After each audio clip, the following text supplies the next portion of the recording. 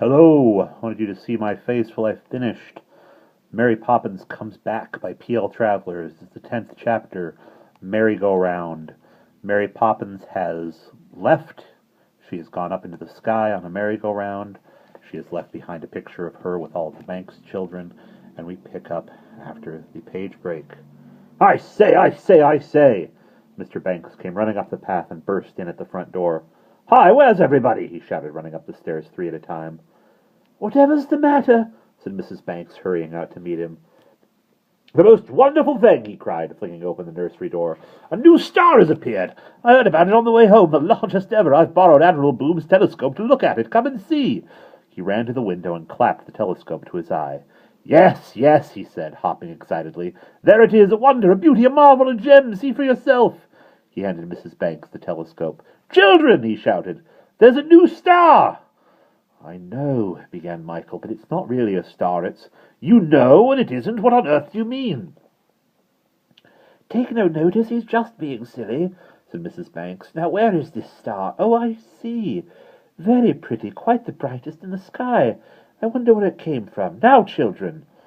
She gave the telescope in turn to Jane and Michael, and as they looked through the glass, they could clearly see the circle of painted horses, the brass poles, and the dark blur that ever and ever again whirled across their sight for a moment and was gone. They turned to each other and nodded. They knew what the dark blur was, a neat, trim figure in a blue coat with silver buttons, a stiff straw hat on its head, and a parrot-headed umbrella under its arm. Out of the sky she had come, back to the sky she had gone, and Jane and Michael would not explain to anyone, for they knew there were things about Mary Poppins that could never be explained. A knock sounded at the door.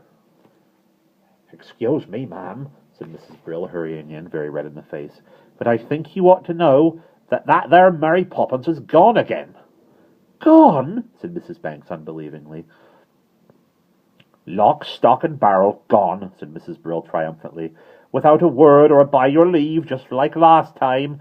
Even her bed and her carpet bag clean gone.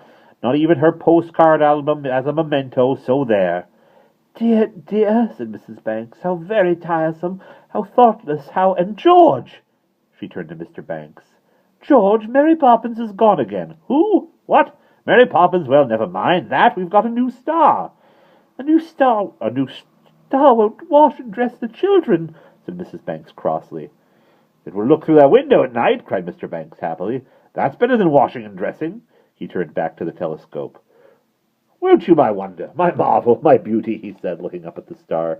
Jane and Michael drew close and leant against him, gazing across the window-sill into the evening air, and high above them the great shape circled and wheeled through the darkening sky, shining and keeping its secret for ever and ever and ever.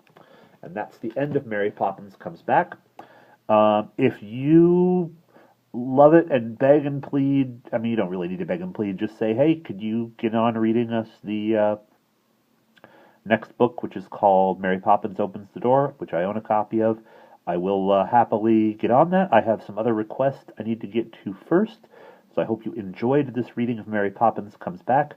Definitely more Mary Poppins next December. I'm sorry I didn't meet my reading goals for the year. I had a very bad cough the last couple of weeks, which is why you, if you're a regular watcher, have not seen any of my videos. But I will not necessarily see you, but you will hear my voice in the next couple of videos. Till then.